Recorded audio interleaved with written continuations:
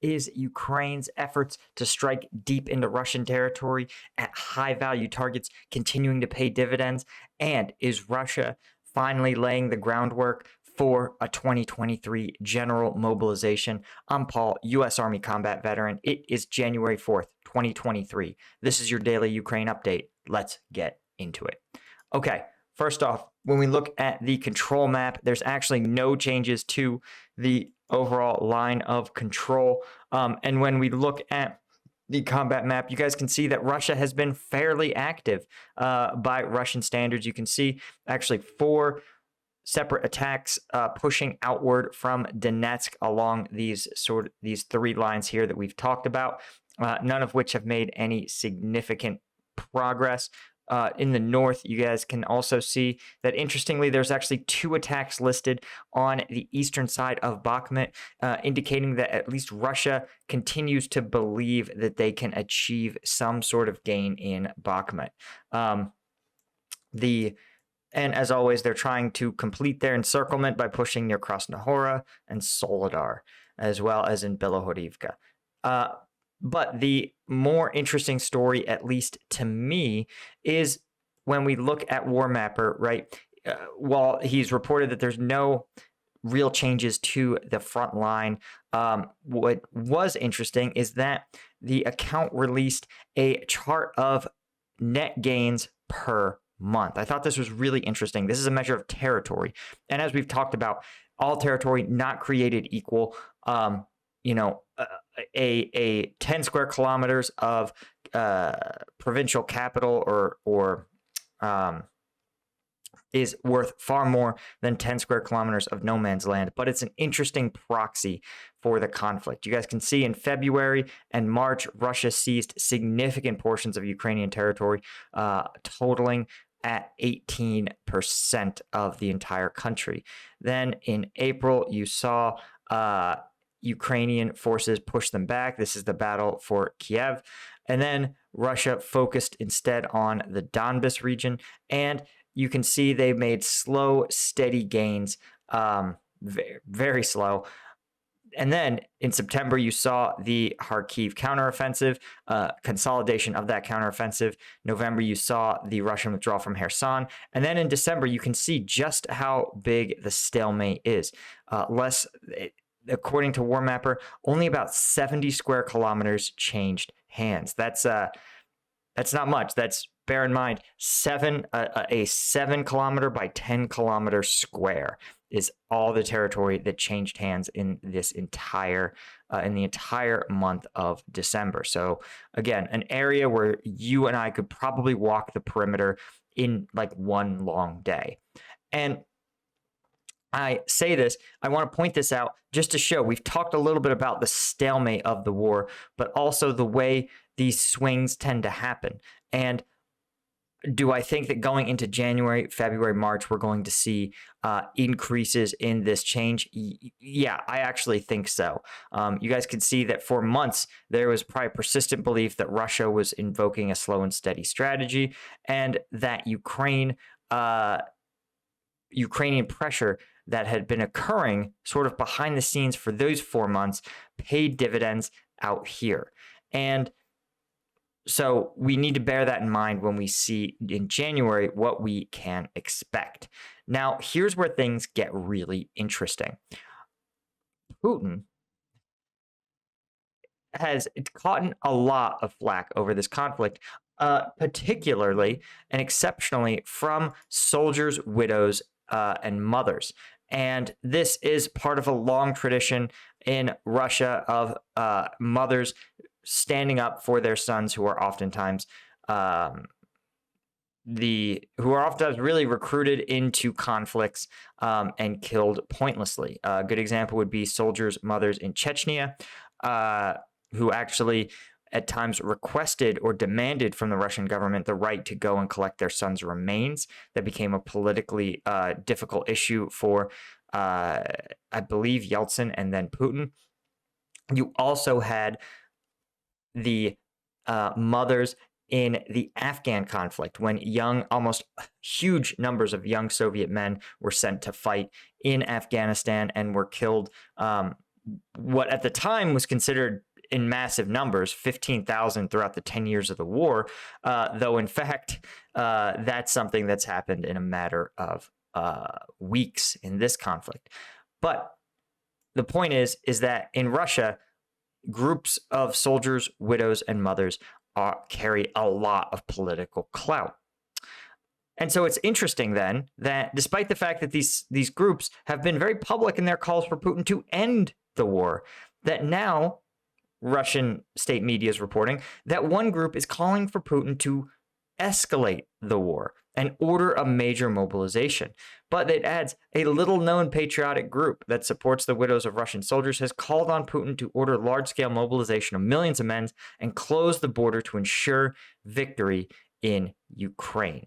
This is really interesting for a bunch of reasons. You can see it's reported by RT World, of course, Reuters, IB Times, BD News. But what's fascinating is that this is almost certainly something that is publicly staged. This is Putin has been very regularly staged these sort of meetings with soldiers' mothers and other sympathetic figures who are victimized by the war, or at least secondary victims of the war, I should say. But they are almost always staged, managed events, oftentimes with individuals who are actually found to be actors, right? The same woman who played a grieving widow or grieving soldier's mother was later appeared to be a soldier when Putin met with a soldiers group. So it's always sort of interesting to see these staged, managed events. I suspect that this is another one, given that this is a small, obscure patriotic group, and is asking something that almost no grieving mother would want to see, which is, of course, more children being sent, or more young men being sent into the front line that killed their son. We ask our president to allow the Russian army to carry out large-scale mobilization. Soldiers, widows of Russia. Classy.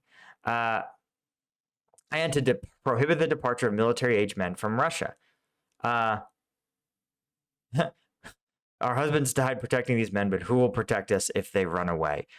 I love this one. This is a hot take that Ukraine is posing an imminent threat to Russian sovereign territory. Guys, Ukraine can't even take back its own territory. That is the entirety of this conflict. There is absolutely no way they pose a threat to Russian sovereign territory. What I think is strange is, of course, we've talked about this for months now, that Russia is preparing, laying the groundwork for a major mobilization, and it appears that this is another step in manufacturing the consent, manufacturing the political will to do so, despite the fact that among almost all Russians, I wouldn't say that. I would speculate that among almost all Russians, they don't really want this conflict. I think in most cases, Russians are not stupid, and that when a camera or pollster asks for their opinion, they give as close to the state line as possible. I think that's just a good survival mechanism. What is interesting, though, is that the armed forces of Ukraine have reportedly hit the military commandant's office in Zaporizhzhia.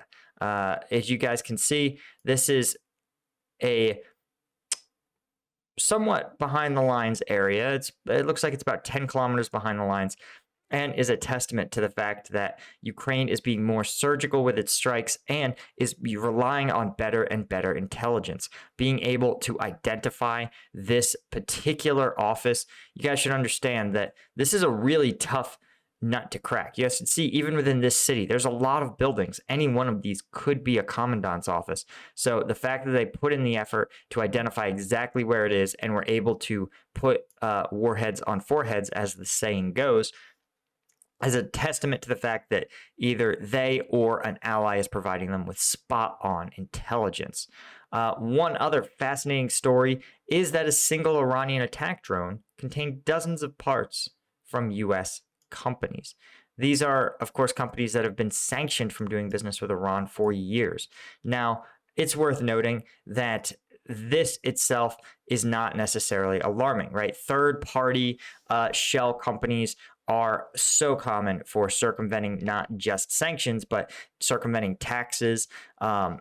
It's almost comical. I knew of one company personally whose entire business was to buy retired city buses, refurbish them, and sell them to Venezuela. This was probably 15 years ago when Venezuela was a country with which you could do business.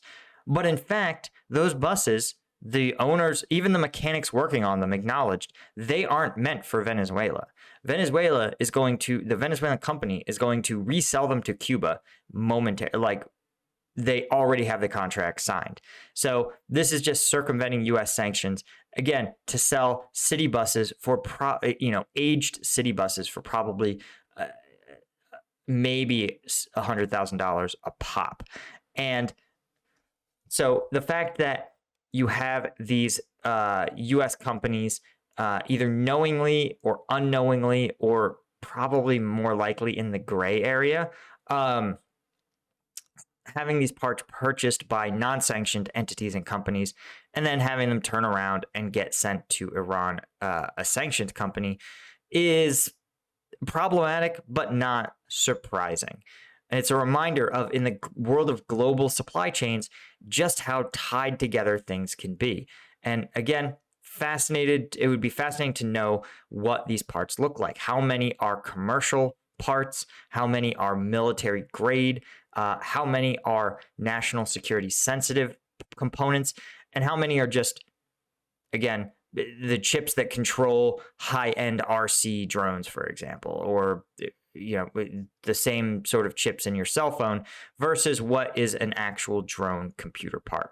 So interesting. It'll be interesting to see how these things play out. But again, not that surprising. And again, as we've talked about, sanctions, the longer they go on, the easier it becomes to subvert them, right? The more it happens, the more time there is to do things like set up shell companies, establish these illicit trading networks that funnel sanctioned goods and materials to countries that don't allow it. Anyway, guys, that is all I had for you for today. As always, thank you so much to my patrons of Patreon. I am going to be updating this because we got a ton of new patrons yesterday, where we at the Patreon break down all the viral combat videos, the kind YouTube won't let me show you. We also have an exclusive room on the Discord to hang out. So it's a great time. And again, really thanks a lot to the Lieutenant tier patrons. I'll see you guys all in the next one.